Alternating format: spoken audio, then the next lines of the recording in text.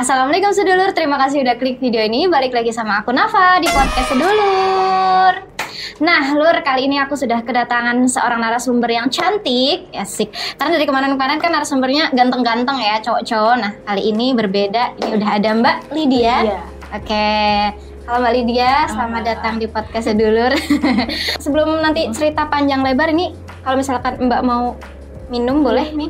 Kita ada kopi dari Kupi, minum dulu kali ya. Boleh. Biar seger sedotannya. Terima kasih Eco Service ya.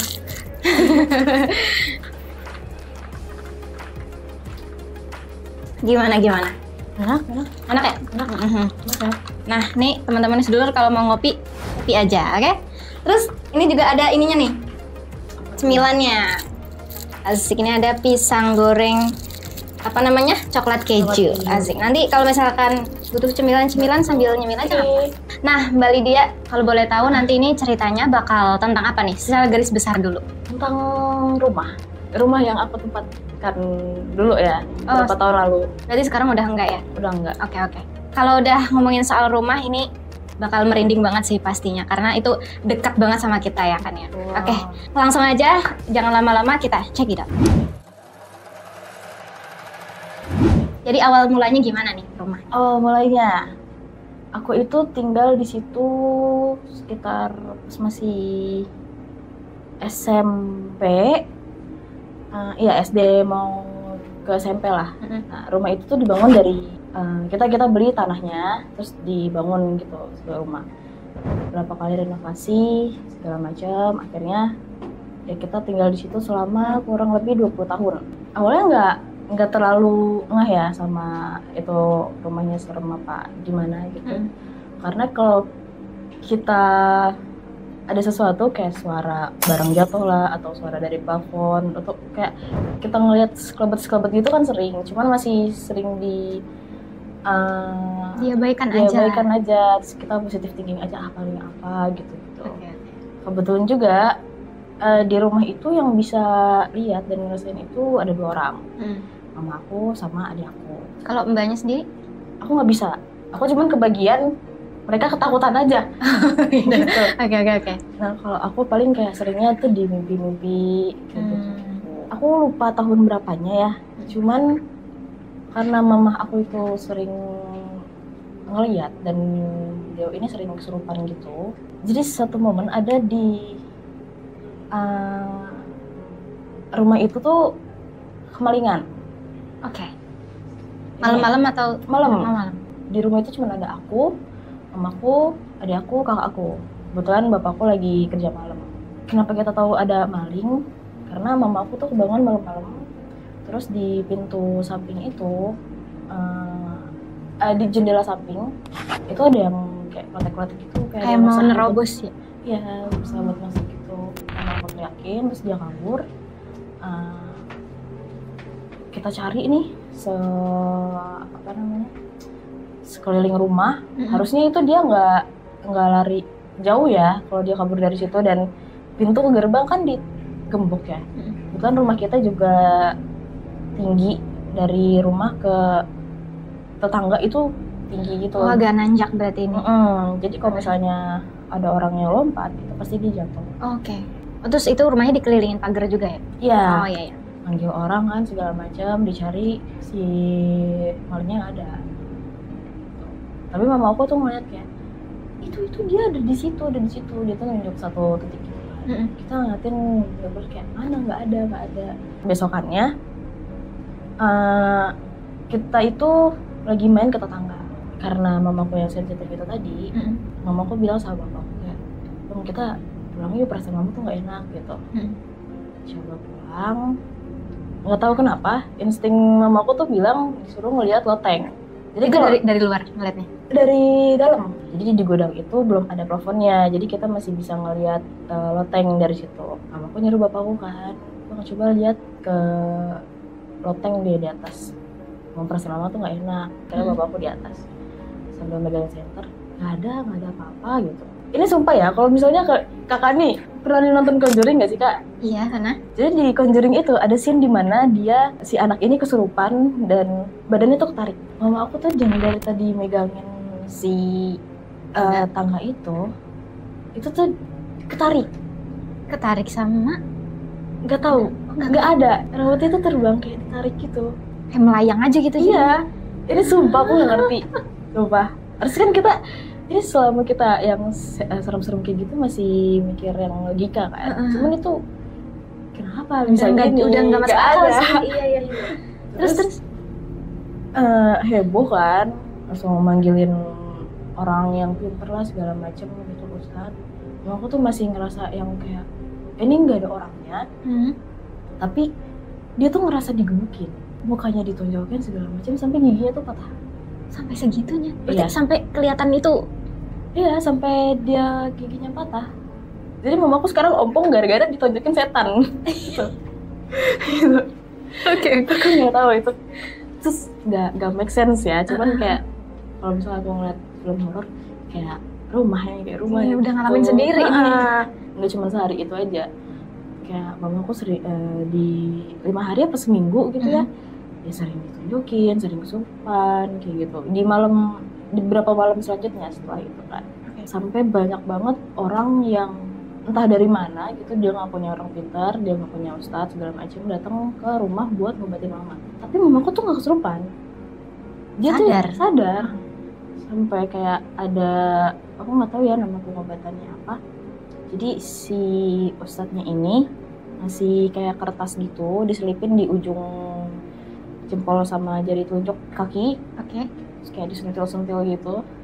Tapi dia kesakitan si mamaku ini. Tapi dia sadar kayak gue masih sadar ya, gue nggak kesurupan ya. Kita tahu itu sebenarnya bukan sebuah apa ya, bukan datang kayak gitu aja. Dari yang mama aku pahamin dan mama aku rasain itu tuh sebenarnya dari orang lain yang iseng. Mama aku tuh sampai teriak, gue samperin dia orangnya. Jadi dia tuh tahu itu tuh dikirim sama ada satu orang yang datang kemarinannya, dia itu seminggu kakinya tuh nggak sakit sama sekali. Datang kakinya pincang. Gitu. Ini kata ya di suzon kali ya, tapi kan kita nggak suzon ya. Iya. Tapi kok pas banget. Tapi pas banget gitu. Dia ngeliatin aja kan dari jauh, tapi nggak ngomong apa-apa. Orang itu. Mama gimana itu? Masih berbaring. Dia tuh jadi di teras, masih ngerasa kesakitan. Terus dia ngeliat juga, oh ya dia ngeliat kayak ada satu orang yang bukan orang sih sebenarnya. Jadi ada bayangan hitam. Itu tuh selalu ngikutin bapak aku, kalau nggak abang aku. Dari yang mama aku rasain itu, ini kayaknya bukan ngincer ke gue deh gitu, bukan ngincer ke mamaku. Terus itu kan ada beberapa kali ustadz atau orang pintar yang datang ke rumah. Nah, menurut mereka itu gimana? Keanehan-keanehan yang terjadi di situ? Nggak ada, mereka tuh nggak ngomong apa-apa sih sebenarnya. Nggak tahu. Oh ini dari ini? Nggak. Atau... Justru mereka cuman berusaha buat ngobatin aja. Tapi ya nggak terobati sih sebenarnya. Nggak ada perubahan signifikan gitu ya? Di hari ke-6 kalau nggak salah, kan aku tadi bilang 7 harian. Di hari ke-6 dia itu ada ustadz yang datang buat ngebersihin rumah. Jadi dia datang khusus buat dia ngajiin sendiri. Ini akhirnya dia kesurupan di hari terakhir, di hari ke-7 ini.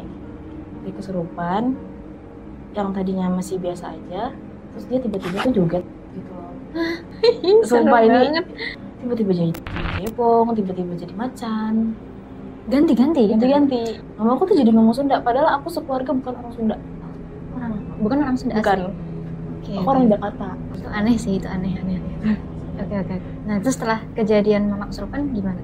Kesurupan, akhirnya kan udah nih, itu hari terakhir dan diobatin segala macam. Kita juga nggak nyari tahu yang detailnya itu ngirimnya siapa. Ya udah aja gitu kan. Tapi lama-lama rumahnya ini jadi ngerasa panas. Auranya panas. Keluarga jadi sering berantem gitu, terus juga sering ada gangguan-gangguan yang lebih dari sekedar suara. Sampai ada wujudnya kah? Sampai ada wujudnya. Wah, ini udah mulai merinding lagi nih Lur. Oke. Ada satu momen dimana aku itu tidur kan sama kakak aku ya. Jadi tadi aku bilang pas kamar itu kan ada 3, tapi satunya jadi gudang. Aku berdua sama kakakku tuh bangun karena mama aku tuh ngetok pintu kamar. Cuman gitu biasa bangunin subuh kan biasanya. Pas kakakku nyautin iya gitu bentar. Terus dibuka nggak ada orang. Terus?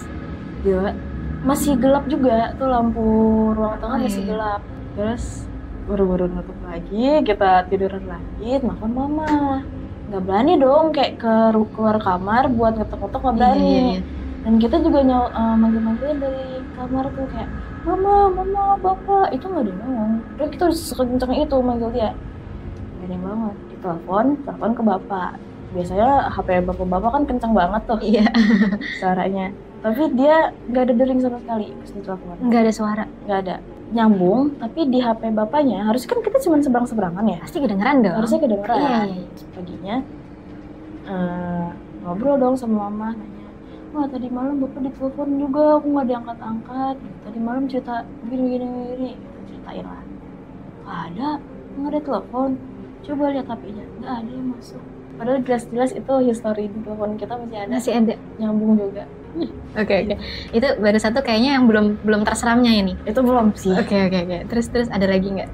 Yang paling aku rasain itu dan yang paling aku inget sampai sekarang. Dia ngalamin sendiri ini. Aku alamin sendiri. Itu aku reperpan. Waktu itu aku pulang kerja jam 8 malam. Biasanya kalau misalnya pulang kerja tuh aku masih kayak leha-lehaan dulu gitu ya, nggak mau bersih-bersih dulu segala macam. Mandilah sekitar jam 11 sampai jam 12 malam gitu. Mandi, keramas segala macam, bersih-bersih, tidur. Baru banget aku tidur, rebahin badan, baru banget mau merem.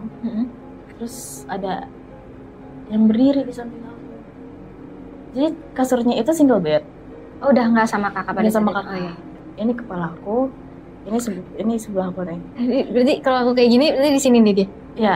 Oke. Aku lihat itu badannya tinggi, terus pakai baju putih, rambutnya panjang, dan aku bisa bilang dia itu nenek-nenek. Nenek-nenek? Ya, rambutnya kusut gitu kali ya? Ih, gitu. Tapi mukanya jelas nggak? Enggak, cuman itunya doang. Untungnya enggak ya. Terus kalau misal ada yang naik di atas kasur kan berasa ya. Ini orang naik di atas kasur. Nah, dia tuh ngelangkahin aku gitu. Iya, kayak di ini ya, kayak mau ditindihin gitu ya. Dia tuh merunduk. Jadi kayak merundukin aku gitu. Terus rambutnya ke depan. Terus kena muka aku gitu. Terus basah rambutnya. Rambutnya tuh kayak sapu hijab yang kasar basah gitu tuh. Sumpah, itu sumpah berhenti banget. Kayak, kok bisa sih? Kok bisa? Ya kan? Kok bisa? Terus akhirnya kayak, anjir ini apaan ya? Aku baca-bacaan kan, apaan aja tuh, apa aja aku baca yang ada di kepala. Sampai akhirnya, aku kira sih itu mimpi ya. Tapi di dalam mimpi itu aku mimpi lagi. Wah, ini gak enak banget sih. Mimpi lagi. Aku bilang kayak, di mimpi aku tuh, aku ada di sekolahan, terus ada saudara aku di situ.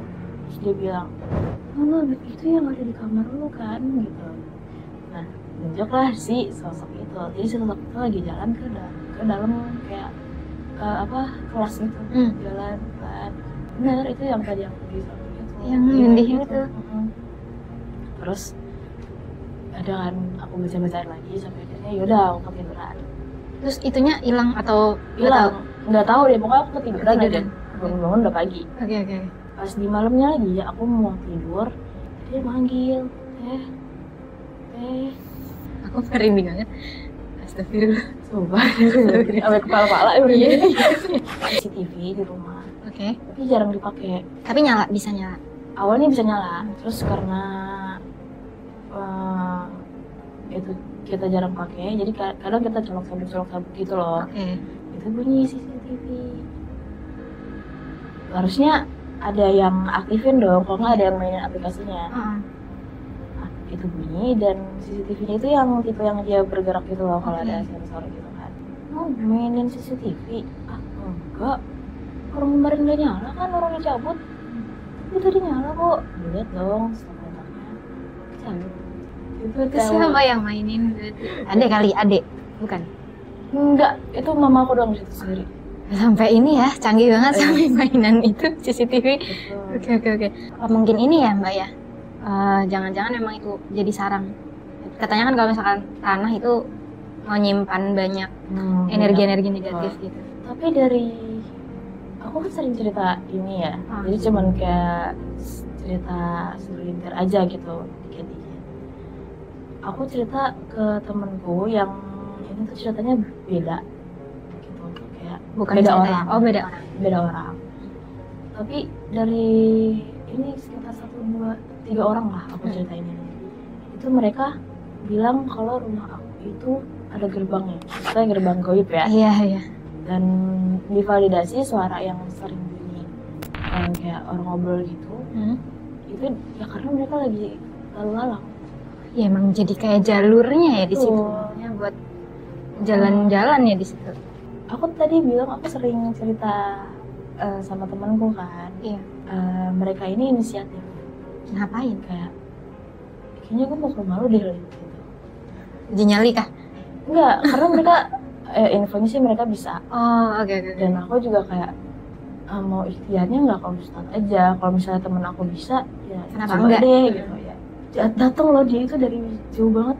Dari mana ya? Ada yang dari Bekasi, ada yang dari Solo. 3 orang itu. Dua. Oh 2 orang. Pas banget jam 12 malam dan itu malam Jumat. Momennya ini itu banget ya. tanpa disetujui ya, maksudnya nanti tanggal harus hari Jumat, harus malam Jumat, ini enggak. Ya udah datang aja kebetulan. Kebetulan hari itu. Oke.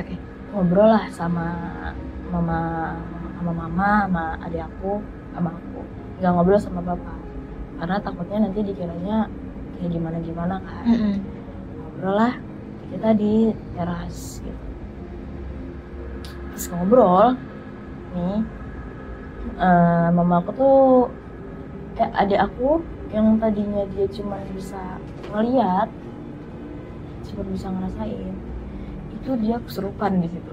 Pertama kalinya Dia duduknya kayak gini, adik aku ya, duduk gini sambil merem, terus tiba-tiba tangannya kayak gini. Ngapain? Mau berantem? Nggak tahu. Kayak ini ngapain buat saya? Iya. Ngapain? Sudahnya dia nangis. Pas udah kayak gitu, singkat cerita kita keluar lah. Aku sama bapakku, aku sama mamaku keluar dari rumah itu. Aku, mamaku, adakku. Oke. Misalkan bapakku di rumah itu. Setelah kita 3 tahun nggak tinggal di situ, banyak cerita yang nyampe lah ke kita. Dari yang masih suara-suara masih ada. Terus kalau misalnya adik aku main ke rumah itu, pasti pulangnya tuh sakit. Padahal awalnya dia sehat-sehat aja, dia seger-seger aja. Tapi pulang dari situ tuh kayak demam. Ada aja gitu sakitnya. Dia paling sering sih demam. Ada satu momen, adik aku nih pulang dari rumah itu, dia demam, panasnya tuh tinggi banget. Sambil megangin tangan mama aku, dia cengkramnya kencang banget. Terus dia tuh bilang ke mamaku, gue nggak mau pulang, gue nggak mau balik lagi ke sana. Itu ada aku. Jadi dia nyebut dia, gue nggak mau pulang, gue nggak mau balik. Itu usir yang ada di pintu usir. Itu kita udah bisa rumah kan? Iya. Rumah yang baru dong. Apakah dari bapak sendiri nggak ada ngalamin? Itu bapak nggak berani tinggal di situ, dia nggak berani tidur di situ. Berarti rumahnya kosong? Kita tinggalin sesekali lah didatengin sama bapak ditidurin. Cuman kayak siang aja tidur di situ, malamnya dia nggak berani. Sesekali di situ karena dia ya itu. Karena pas kita masih tinggal di situ, bapakku tuh nggak ngerasain. Cuman setelah kita udah nggak di situ, baru dia ngerasain. Kayak jadi nih target. Iya. Jadi target. Jadi percaya nih kemarin kan. Terus itu kayak yang di rumah aku itu ada lukisan macan. Lukisan macannya tuh ada 3, ada yang gede banget, ada yang cuman kayak seukuran kecil. Orang-orang situ tuh sering bilang kayak, di rumah lu tuh ada macan ya? Macan apa sih itu? Ngapain merah macan? Gede banget. Iya macan apa sih? Nggak tahu. Pas pas bapakku di situ dia sering ngeliat Macan. iya, sering dimimpiin lah, sering ngeliat bayangan lah, suara orang kayak ngaung gitu lah. Keluar dari lukisan ini jangan-jangan. Iya, macannya. nggak tahu sih kayak Iya. mungkin cuman bayangan dia aja kali ya. Karena kan rumahnya jadi ngerasa sendiri apa gimana gitu. Bisa sugesti lah. Sugesti. Nah, info terakhir yang aku dengar dari mamaku, di rumah itu disewain sebagai gudang sama teman-temannya bapakku. Ini kalau disewain jadi gudang makin parah nggak sih dalamnya? Nggak tahu ya. Iya. Dan gudang, jadi barang-barang macam-macam udah taruh situ berantakan. Rumah itu jadi cowok-cowok semua, rame lah. Harusnya kan udah nggak takut dong karena Iya. rame. Tapi orang-orang di situ pada kabur, Lah. pada lari keluar. Soalnya ada yang ngeliat Mbak Kun. Karena mungkin udah lama kosong Lama juga kosong, beberapa kali gitu ya. Makanya terakhir mama aku tuh bersihin rumahnya itu keseluruhan dibersihin sama dia. Pulangnya sakit, terus dimimpiin suruh datang lagi. Suruh balik lagi ke rumah itu. Ya, jadi yang pertama itu bersihinnya belum selesai. Pulang ke rumah, terus dia tidur dimimpiin, suruh datang lagi buat ngebersihin yang kedua kalinya, biar bersih banget gitu loh. Terus akhirnya datang lagi. Berarti itu terakhir, kejadian terakhir lah ya yang berkaitan sama rumah itu. Iya. Tapi aku nggak tahu nih itu cerita berdasarkan emang rumahnya yang horor atau emang orang yang tinggal di situ. Karena aku sering dengar antara dua itu. Jadi di antara rumahnya yang emang ada sesuatunya, karena kan dimanapun di tempat kan ada ya. Pasti ada. Atau yang jadi sumbernya tuh kita, karena mamaku atau adikku Yang narik itu yang mungkin ya. narik, atau rumahnya. Karena setelah kita pulang dari situ, ternyata masih ada juga di tempat yang baru. Ada kejadian itu lagi. Iya, Apa mungkin mama sama adik sendiri mungkin yang karena memang sensitif gitu. betul. Jadi bisa dua kemungkinan juga sih Mbak itu ya. Bisa. Karena kan aku bilang ya, yang di rumah itu yang bisa itu mama sama adik. Iya. Aku nggak bisa. Aku 4 bersaudara. Aku, kakakku, adikku, sama dua tiri. Tapi yang paling sering kan kita bertiga nih. Aku, kakakku, adikku. Kakak aku ngeliat paling cuman kayak tipis-tipis aja gitu. Terus, nah adik aku, dia itu dari kecil banget masih digendong sama mama aku. Itu yang kayak dia, wah itu di belakang bapak-bapak itu ada yang berdiri. Itu udah dari kecil udah Dari kayak kecil, gitu. itu masih digendong sama mama. Dia masih kecil juga sempat hilang, kayak baru berapa hari gitu. Hilang, Heeh. diculik kah atau kesasar gitu? Enggak, masih berapa hari, masih dibedong. Oh, baru lahir Baru maksudnya. lahir. Ini posisinya bukan rumah yang tadi. Jadi berapa rumah sebelum rumah yang itu, aku ngontrak dulu kan sebelum rumah ini jadi. Kontrak lah di situ, terus si adik aku nih baru lahiran nih. Selama berapa hari masih dibedong. Posisi di rumah itu cuma ada aku, mama aku, aku. Terus bapakku lagi piket malam. Terus pas malam-malam lampu kamar dia nih mati, lampu kamar mama aku. Oke. Dicek di luar, lampunya nyala yang lain, tapi lampu dia doang yang mati. Dia bersadar dong, ini anak gue hilang nih, nggak ada. Nyari-nyariin, harusnya di sebelah dia. Iya. Dia raba-raba nggak ada. Dia cari senter dong, nggak ada. Kayak berapa lama kemudian lampunya nyala, dia ngecek di balik hordeng. Ini jendela nih, terus di sini itu kan dia ketutupan hordeng. Di sini itu ada guling. Gulingnya itu di belakangnya ada aku. Ya Allah, astagfirullah. Kok Jadi, bisa di jadi situ? ada aku tuh dia kayak seakan-akan kita lagi mentak umpet nih, dia ada di situ. Yang sengaja diumpetin nggak sih? Masa nggak mungkin guling sendiri dong? Iya. Serem dong gulingnya dia sendiri. Ini ada-ada aja. Jadi emang ceritanya Mbak Lydia dan keluarga sangat-sangat menarik ini. Absurd. Iya. Tapi itu jadi bercandaan aja sih buat Udah menerima gitu ya. Iya. Ini apa berarti pesan moralnya adalah Sebenarnya ada. hati-hati membangun rumah kali. Iya. Oke deh, terima kasih Mbak Lydia atas ceritanya, sudah sharing. Semoga bisa jadi pelajaran dan hiburan yang menarik buat teman-teman sedulur sekalian. Kalau misalkan teman-teman mau follow Instagramnya Mbak Lydia, bisa follow di mana? Di @aulit__. Oke, nanti di follow ya guys ya. Oke, terima kasih udah nonton sampai selesai. Jangan lupa like, share, subscribe, dan nyalain notifikasinya biar kalian bisa update terus sama video baru kita. Dukung juga lewat Saharia, kalian bisa klik link di description box. Sampai jumpa lagi di podcast sedulur selanjutnya. Assalamualaikum, bye-bye.